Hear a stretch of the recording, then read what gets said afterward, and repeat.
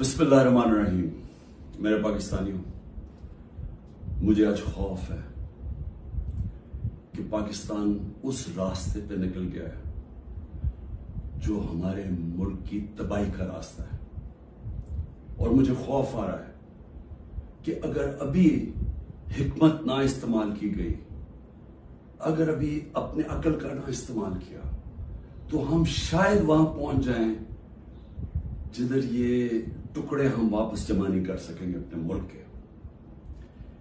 मैं सबसे पहले आप सबके सामने एक चीज रखना चाहता हूं कि इस सब के पीछे है क्या। ये जो एक साल से एक अफरा तफरी मुल्क में मची हुई है, एक पूरा जोर लगा हुआ है कि किसी ना किसी तरह इमरान खान का रास्ता बंद किया जाए, कि ये मुल्क के लिए बहुत बुरा है, इसको नहीं आने देना चाहिए। अगर इलेक्शन भी ना हो, आइन भी टूट जाए, कोई सुप्रीम कोर्ट को भी जलील किया जाए, लेकिन इसको नहीं आने देना।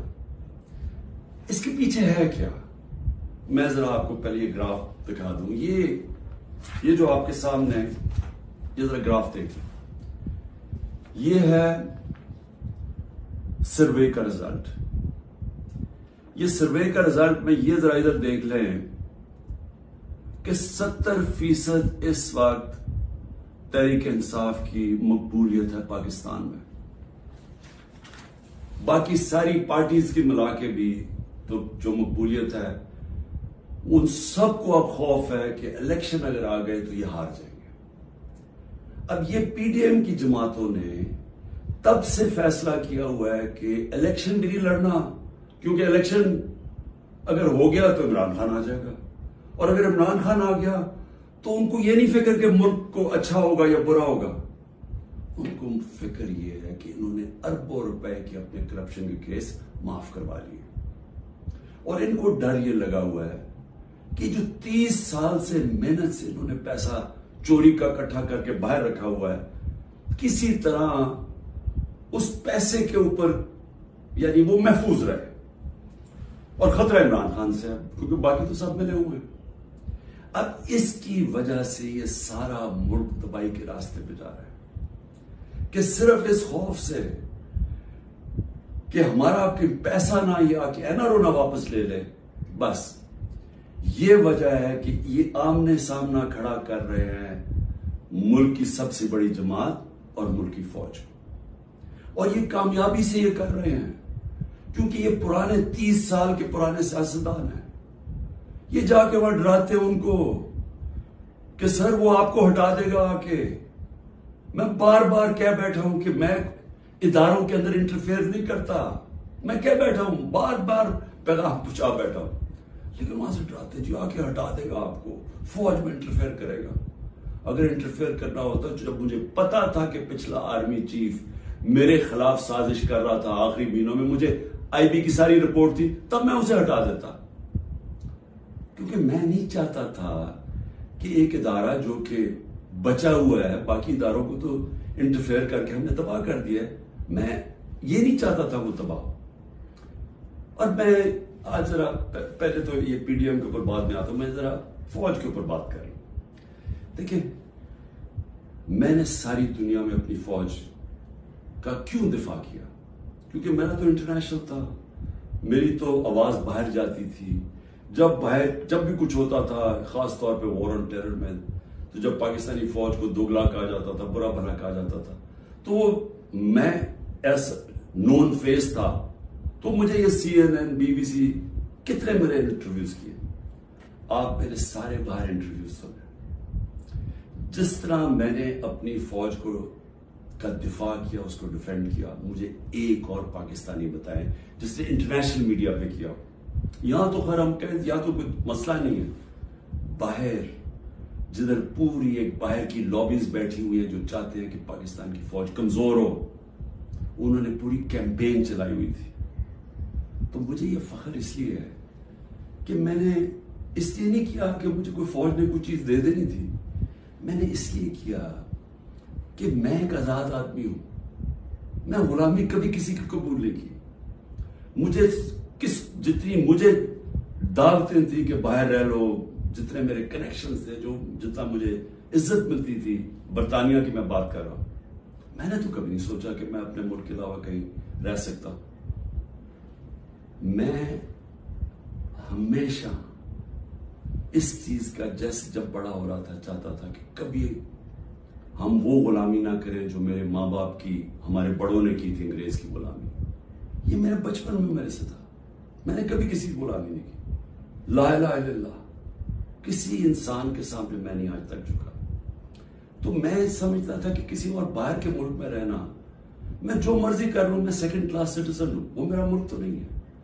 मेरा हमेशा यही था कि मैं पाकिस्तान, पॉलिटिक्स में भी आया जिस आदमी को जरूरत ही नहीं थी पॉलिटिक्स, अल्लाह ने सब कुछ दे चुका था।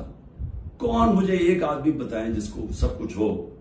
वो अपनी जिंदगी के 22 साल लगाता है किसी चीज पे, कुर्बानियां देता है यानी अपनी फैमिली की। कौन आदमी करता है? क्योंकि मेरा और कोई घर नहीं था, मैंने कभी नहीं सोचा पाकिस्तान के अलावा कहीं रहना। तो इसलिए मैं हमेशा ये ज़हन में डाल के बैठा था कि अगर हमारी फौज मजबूत ना हो, और मेरी स्टेटमेंट सुन ले, मैं प्राइम मिनिस्टर था, मैंने कहा कि अगर फौज कमजोर हुई तो हमारा वही हाल होगा जो मुसलमान मुल्कों का है। उठा के देखे ना, ऊपर से लेकर नीचे तक, लिबिया, सीरिया, सोमालिया, फिर अफगानिस्तान से जो हुआ, इराक से जो, सारे मुल्क तबाह हुए जो अपनी दफा नहीं कर सकते थे। हमें फख्र था कि हमारी सबसे मजबूत फौज है। तो जब भी, पहले मैं वाजे कर दूं कि मैं कभी अपनी फौज की तनकीद करता हूं तो जिस तरह मैं अपने बच्चों की तनकीद करता हूं इस्लाहत करने के लिए। क्योंकि अगर फौज को मैं कमजोर करूंगा तो मैं अपने आप को कमजोर करूंगा। और ये जो पीडीएम कोशिश कर रही है, और कामयाबी से, कि किसी तरह आमने सामना हो जाए पाकिस्तानी फौज का और तहरीक इंसाफ का, तो कौन अपनी फौज से लड़ना चाहता है? मुझे ये अभी समझ नहीं आ रही। क्यों इसमें जीतेगा कौन? इसमें इन पीडीएम को तो कोई फर्क नहीं पड़ेगा। ये जब मेमो गेट में अमरीका को कह रहा था जरदारी के, जनाब मुझे अपनी फौज से बचा लो, उसके पैसे बाहर पड़े हुए हैं। जब नवाज शरीफ इंडियन लॉबी को और इजराइल लॉबी को अपने साथ बुलाना चाहता था, अपनी फौज को कह रहा था कि दहशतगर्दी में मुलव्वस है, उसके पैसे अरबों डॉलर बाहर पड़ा हुआ है। वो जब होता है मौके बाहर भाग जाते। तो मेरा तो कोई बाहर नहीं जाना। तो मैं इसलिए आज ये कहना चाहता हूं कि ये लोग कामयाबी से वो काम कर रहे हैं जो मेरी आंखों के सामने ईस्ट पाकिस्तान में हुआ था। मैंने वो देखा हुआ ईस्ट पाकिस्तान में क्या हुआ था। सबसे बड़ी पार्टी थी, मुझे बहरहाल इलेक्शन जीत गया, फौज ने इलेक्शन करवाया, और साफ और शफाफ तरीन पाकिस्तान की तारीख का इलेक्शन था। किसने तस्लीम नहीं किया? इसमें कोई शक नहीं कि फौजी लीडरशिप की कसूर था। लेकिन वो आदमी जो चाहता था कि मैं प्राइम मिनिस्टर बन जाऊं, उसका बहुत बड़ा हाथ था। वो कहता है मैं मानता हूं मुजीबुर रहमान को, पाकिस्तान ना टूटता। उसने पूरी प्लानिंग की अपनी जात के लिए। उसने पाकिस्तानी फौज को लड़ा दिया सबसे बड़ी पार्टी से, मुल्क टूट गया। आज वही हो रहा है। ये पीडीएम लड़ा रही है जान के। ये जो केसेस बन रहे हैं कि जी मिलिट्री कोर्ट में केस कर दो, आर्मी एक्ट से केस कर दो, कभी आज तक ऐसा हुआ है कि ना आपने कोई तहकीकात की, ना कोई इंडिपेंडेंट इंक्वायरी हुई, ना पता चला कि ये इसके पीछे कौन था, और एकदम जज, जूरी और एक्सिक्यूशन फैसला हो गया कि जी तहरीक इंसाफ दहशतगर्द जमात है, और पकड़ धकड़ शुरू हो गई। 7,500 कारकुनों को पकड़ लिया है, उसने औरतों को पकड़ लिया है। कभी इस मुल्क में हुआ ही नहीं है। यानी जिस तरह औरतों से बदतमीजी हुई है, ये कब हुआ है यहां इस मुल्क में? और फिर यानी घरों में जाना, रात को सारा घर तोड़ देना, औरतों से धक्के दे रहे हैं औरतों को। शेरिया रफीदी की बीवी को भी साथ पकड़ के ले गए। फिर एक जगह से छुट्टी है शीरीन मजारी, दूसरी जगह पकड़ लेते हैं। यानी ये क्या हो रहा है? ये तो अपने मुल्क में नफरतें फैलाई जा रही हैं। ये तो जान के ऐसे मुझे लग रहा है कि मैं को ख्वाब देख रहा हूं, घिनौना ख्वाब, जिसके अंदर एक मुल्क की तबाही देख रहा हूं सामने। ये कौन सा मुल्क इजाजत देता है अपनी इस तरह की तबाही करने के लिए, सिर्फ इन चोरों की खातिर? मैं आज राय पूछना चाहता हूं, मुझे ये बताएं, तहरीक इंसाफ 27 साल से, मुझे एक जगह बताएं कि इमरान खान ने कहा हो कि किसी किस्म का आप कानून तोड़े, कानून के बाहर चलें, आइन के बाहर चलें। मुझे एक दफा एक स्टेटमेंट मेरी बताएं 27 साल में, मुझे एक मेरे लीडर की स्टेटमेंट बताएं जो मेरे नीचे है, जो मेरी पार्टी के लिए वो कहे कि जनाब तोड़ दो, घराव करो, जला दो। एक जगह बताएं। मुझे ये बताएं कि जब 25 मई को, अच्छा उससे पहले चले, 9 नवंबर को 9 अप्रैल को मुझे निकाला पिछले साल, 10 अप्रैल को लाखों लोग सड़कों के ऊपर निकले। किसी ने कोई कुछ किया? किसने कोई जलाया, गिराया, कुछ किया? सबको पता था किसने निकाला है, कुछ हुआ? उसके बाद 25 मई को हम एक पुरअमन मार्च कर रहे हैं, जो 3 लॉन्ग मार्चेस उन्होंने मेरे खिलाफ की थी। हमने इनके खिलाफ एक FIR रजिस्टर की। घरों में घुस के इन्होंने लोगों को पकड़ा। वो पहली दफा शुरू हुआ जो इन्होंने 3-3 बजे लोगों के घरों में पकड़ के लोगों को मारा, दाड़ा, और पुलिस से पूछे, वो कह जी नामालूम अफराद से पीछे से हुक्म है। जब पुलिस से कहे वो जी पीछे से हमें हुक्म है। हमें तशद्दुद किया गया। जब 26 की सुबह को मैं पहुंचा तो मैंने जब देखा क्या हालात है, मैंने कैंसिल कर दिया धरना, क्योंकि मुझे पता था कि इंतशार होगा। 26 नवंबर 4 लाख लोग पिंडी में जमा हुए। मैं कह सकता था कि हाँ हम अब इस्लामाबाद की तरफ जाएंगे। मुझे तब पता था कि इंतशार होगा। लोग मायूस हुए, मुझे बुरा भला कहा, मैंने कैंसिल कर दिया। 8 मार्च इलेक्शन रैली निकाल रहे हैं, इलेक्शन अनाउंस हो गया है, परमिशन मिल गई है पुलिस से, रैली आ रही है, एकदम सारी जगह police, water cannons, tear gassing. मैं घर में इंतजार करूं रैलीज की, तो एकदम पता चला, अच्छा टीवी पे ब्लैकआउट कर दिया। एक तो हमें मीडिया से बाहर निकाल दिया। सबसे बड़ी पार्टी को मीडिया के अंदर ब्लैकआउट किया हुआ है, तो मुझे पता ही नहीं कि मैं टीवी देख रहा हूं, मुझे पता ही नहीं। मुझे पता चलता है कि वो टीयर गैस, उसी वक्त मैं कैंसिल करता हूं अपनी रैली। मैं कहता हूं आज नहीं करेंगे, अगले दिन अप्लाई करते हैं, क्योंकि इलेक्शन हो गया, इजाजत नहीं मिलती, रैली नहीं करता। उससे अगले दिन जब इजाजत मिलती है रैली करता।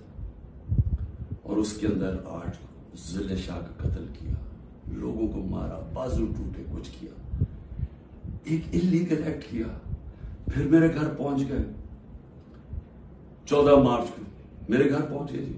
आपने वहां पहुंचना है, वहां अदालत में इस्लामाबाद, मैं श्योरिटी बॉन्ड दे देता हूं, नहीं करते। 24 घंटे मेरे घर पे हमला होता है, किसी पॉलिटिकल लीडर पे होगा। उसके बाद मैंने कहा कि जला दो, गिरा दो, कोई मैंने कहा कि अटैक करो गवर्नमेंट बिल्डिंग्स को, रेंजर्स भी थे, फौज को, कहीं मैंने कहा। उसके बाद 18 को मैं जाता हूं, जब मैं उधर जाता हूं मेरे घर पे हमला, बंद गाड़ी, दरवाजा तोड़ के मेरा घर लूट लेते हैं, मेरी बीवी बेचारी अकेली होती है। उसके बाद मैंने कहा कि अटैक करो इनको, पकड़ो इनको, इनके खिलाफ करो, जलाओ।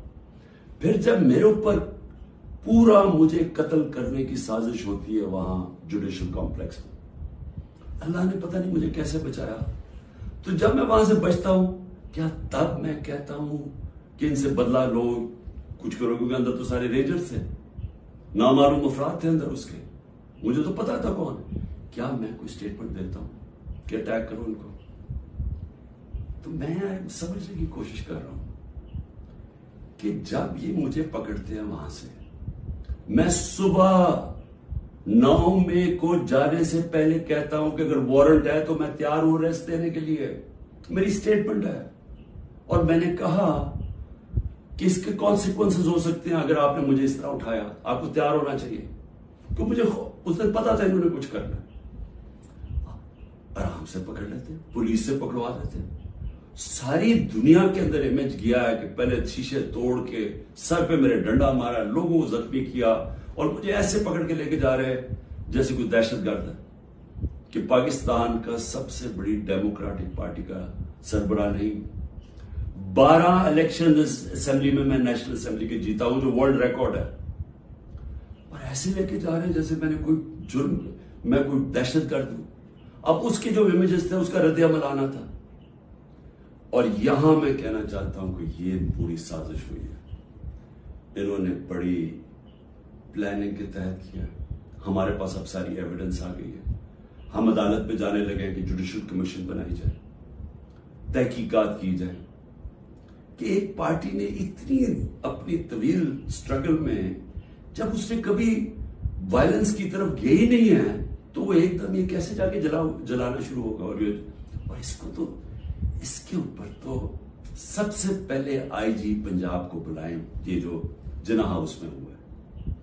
ये हम वहां, वो लोग बता रहे हैं, मैं जब उधर था पुलिस लाइंस के अंदर उन्होंने मुझे रखा हुआ था, तो वहां जब मुजाहिरीन आए तो वो भी इतनी दूर थे तो पुलिस ने उनके ऊपर अटैक कर दिया, शेलिंग कर दी। तो यहां लिबर्टी से लोग जा रहे हैं उधर, तो किधर थी पुलिस? ये किसने किया है? अगर इसकी सही तहकीकात हो जाए तो पता चल जाएगा इस साजिश के पीछे कौन था, कौन उसको इस्तेमाल करना चाहता था एक पूरी पार्टी को बैन करने के लिए, कलादम करने के लिए। ये जो 7,000 7,500 लोग जेलों में डाला है, ये पहले से प्री प्लान था। उसको बहाना मार के तो सारी पार्टी को जेल में डालना था। और फिर ये जो लोगों को कहा जा रहा है कि जी अब पार्टी छोड़ दे, ये जो अनाउंसमेंट्स हैं, मुझे ये समझ नहीं आ रही कि क्या जो ये कर रहे हैं उनको समझ आ रही है कि ये पाकिस्तान किधर जा रहा है। क्योंकि पीडीएम तो चाहती है ये, वो जो लंदन में बैठा हुआ है उसको कोई फर्क नहीं पड़ रहा कि मुल्क का इदारे जाए, आइन जाए, मुल्क की फौज बदनाम हो, उसको कोई फर्क नहीं पड़ रहा, क्योंकि उसने खुद फौज बड़ी बदनाम की हुई है पहले, उसको नहीं फर्क पड़ रहा। फर्क हम सबको पड़ रहा है। ये जो जिनका जीना मरना है पाकिस्तान में, खौफ हमें आ रहा है इस चीज का। और ये मुझे अफसोस से कहना पड़ता है कि इसके अंदर अगर अभी ये, अगर कोई ये समझ रहा है कि ये स्ट्रैटेजी से कोई एक सबसे बड़ी पार्टी खत्म हो जाएगी, वो पार्टी इसलिए नहीं खत्म हो सकती। जरा फिर से ये देख लें, जिस पार्टी के पास 70% उसकी मकबूलियत हो मुल्क में, आप उसको खत्म नहीं कर सकते। लोग भी छोड़ दें, या लोगों को जो भी कहें उनको छुड़वा भी दें कि जी हम नहीं जा रहे, प्रेशर डाल के, उससे पार्टी नहीं खत्म होने लगी। पार्टी का टिकट पर भी जीतेगा। ये जो रास्ता है, ये तो पाकिस्तान की तबाही है। और सिर्फ ये जो बाकी पीडीएम जो रेलू कटे हैं, जिनका ना वोट बैंक है ना कुछ है, जो मजे ले रहे हैं इक़्तिदार के, ये सिर्फ ये की कोशिश ये है कि फौज को पाकिस्तान की सबसे बड़ी पार्टी से लड़ाया जाए। ये है साजिश। सो मेरी आपसे रिक्वेस्ट है, मेरे अपने पाकिस्तानियों से, कि देखिए ये वक्त है कि हम सब जागे कि क्या हो रहा है। ये जो खौफ और हरासा फैलाया जा रहा है, इसका सिर्फ एक ही मकसद है कि लोग चुप करके बैठ जाएं। ये जो औरतों से कर रहे हैं, यानी मैं फिर से ये कहना चाहता हूं कि मुझे तो अभी समझ नहीं आ रही कि ये हम कौन सी दुनिया में हैं। हमारे मुल्क, हमारी जो दीन है, हमारी तो रवायतें, चादर और चार दीवारी, मैंने तो कभी ऐसा नहीं देखा। मुझे सिर्फ एक ही चीज समझ आ रही है कि ये कोई खौफ पैदा करना चाह रहे हैं। और मुझे डर ये है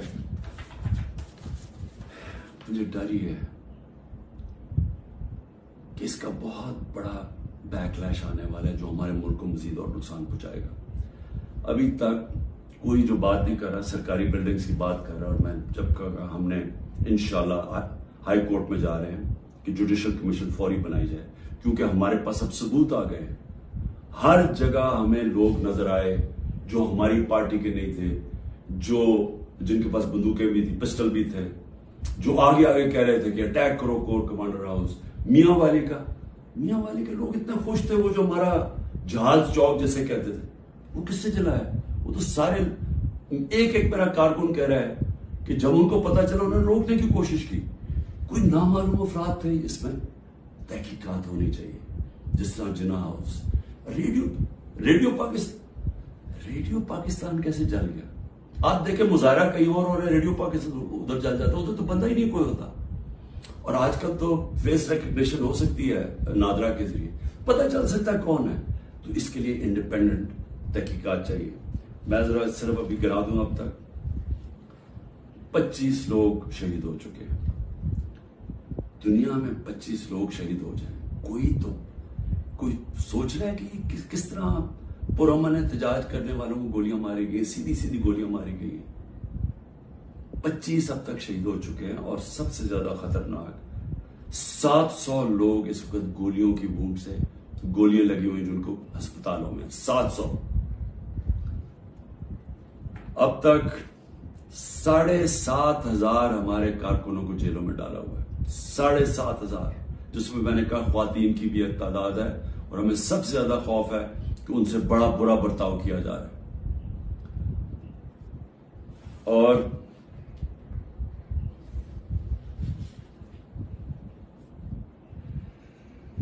आखिर में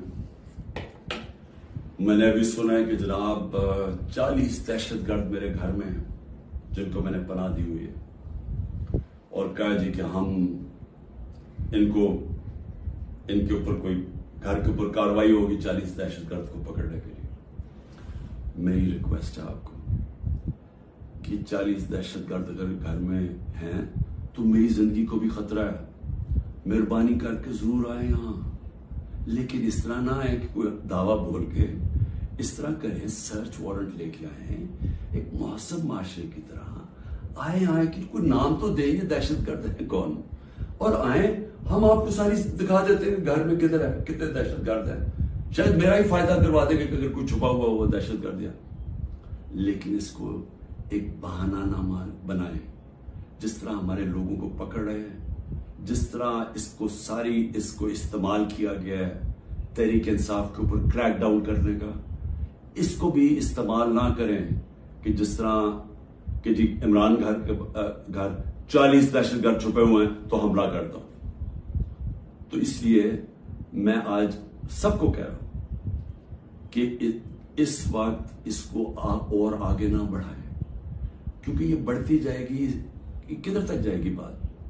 इसमें तो कोई हल है ही नहीं कि सिर्फ पीडीएम को फायदा करवाने के लिए, कि वो जो मैं बार बार कहता हूं कि ये हालात है कि 70% इस वक्त कौम इधर खड़ी हुई है, तो ये जो थोड़े से रेलू कट्टे हैं इनको बचाने के लिए यानी सबसे बड़ी जमात को खत्म कर देना है, खत्म करने को, क्या ये हो सकता है?